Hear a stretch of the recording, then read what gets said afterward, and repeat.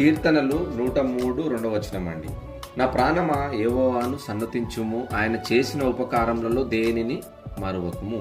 మన పట్ల ఆయన చేసిన ప్రేమ ఏంటి, మన పట్ల ఆయన చూపించిన ప్రేమ ఏంటి, మన పట్ల ఆయన చేసిన కార్యాలు ఏంటి, ఎందు గురించి మరవద్దన్నాడు భక్తుడు అని ఆలోచిస్తే, అమ్మ అడుగుతే పెడుతుంది ఆహారం. అమ్మ అడగందైనా ఆహారం పెట్టదంట. కానీ దేవుడు అడగక ముందే నీకు ఏంటో అన్నీ కూడా ప్రకృతిలో ఇచ్చిండు. మనం ఏ రోజు ఈ జన్మ రావాలని మనకు తెలియదు. కానీ 9 నెలలు తల్లి గర్భంలో మనను కాపాడాడు.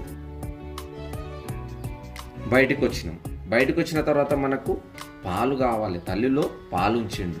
గాలి కావాలి, గాలి ఉంచిండు. సూర్యుడు, చంద్రుడు, నక్షత్రాలు ఇవన్నీ కూడా కావాలి. అవన్నీ కూడా ముందుగానే చేసాడు దేవుడు. ముందుగానే ఇవన్నీ ఉన్నాయి ప్రకృతిలో. మన పుట్టక ముందే ఉన్నాయి. పండ్లు మన పుట్టక ముందే, సముద్రం మన పుట్టక ముందే, సూర్యుడు మన పుట్టక ముందే, నక్షత్రాలు మన పుట్టక ముందే, ఎన్నో చెట్లు మన పుట్టక ముందే, ఎన్నో పక్షులు మన పుట్టక ముందే, ఎన్నో జంతువులు మన పుట్టక ముందే. ఇవన్నీ కూడా దేవుడు ముందుగా ఇవన్నీ కూడా మన కోసం ఏర్పాటు చేసిండండి. ఎంత గొప్పవాడండి. ఇందులో అమ్మ ప్రేమ ఎంత కనిపిస్తుంది, దేవుని ప్రేమ ఎంత కనిపిస్తుంది చెప్పండి.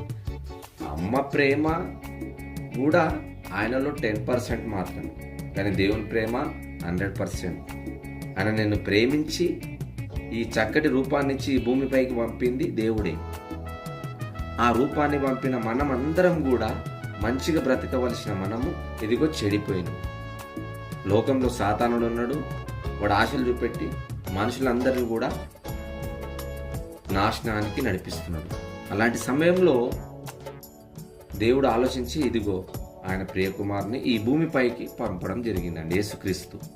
యేసుక్రీస్తు వచ్చి ఎన్నో మంచి మాటలు, ఎన్నో మంచి బోధలు, సమాజానికి ఎంత మంచి మాటలు బోధించిన ప్రపంచంలో ఎవరు కూడా బోధించలేడండి. అలాంటి మంచి మాటలు బోధించి ఇదిగో మనం అందరం కూడా పాపాలు పోవాలి అంటే కలవరి సిలువలో ఆయన ప్రాణం పెట్టిండు. మనం చేసే పాపానికి ఆయన మోసిండు. ఆయన మోసి కలవరి సిలువలో ఇదిగో మన పాపాలను కడిగిండండి. ఇక మీదట మీరు పరిశుద్ధంగా బ్రతుకుండి, నీతిమంతులుగా బ్రతుకుండి, మంచి యథార్థంగా బ్రతుకుండి, న్యాయంగా బ్రతుకుండి అని యేసుక్రీస్తు మనకు ఒక అవకాశం ఇచ్చిండండి. అంటే దేవునితో మన సావాసము దూరం అయిపోయింది. మనుషులందరూ నరకానికి వెళ్ళే అవకాశం ఉంది. యేసుక్రీస్తు వచ్చి ఇదిగో నరకాన్ని నుంచి మనల్ని తప్పించి ఆయన విలువైన ప్రాణాన్ని కలవరి సిలువలో కార్చి మనలందరినీ కూడా పవిత్రులుగా చేసిండు. దేవుని రాజ్యంలో వెళ్ళాలి అంటే వాడు కొత్తగా జన్మించాలి. కాబట్టి మనం మారు మనసు పొందడము, దేవుని దగ్గరికి వెళ్ళాలంటే మనసు మార్చుకోవాలి, బాప్తిసం తీసుకోవాలి, మంచిగా నడుచుకోవాలి. అప్పుడే దేవుని ఉన్న రాజ్యంలో మనం అందరం కూడా ఉండగలుగుతామండి. అదే యేసుక్రీస్తు చక్కని మాటలు ఈ లోకానికి బోధించిండండి. ఇందులో మతం ఎక్కడైనా కనిపిస్తుందా అండి? లేదు. మన జన్మ వెనకాల దేవుని ఒక ప్రణాళిక ఉంది. ప్రకృతి వెనకాల ఒక ప్రణాళిక ఉంది. ఇవన్నీ కూడా ఎందు గురించి ఇచ్చిండు మనకు దేవుడు చెప్పండి. అడగక ముందే అన్నీ ఇచ్చిండు. అడగక ముందే ఎవరైనా ఇస్తారా? అడగక ముందే ఈ ప్రకృతి అంతా కూడా మన పాదాల కింద పెట్టిండండి దేవుడు.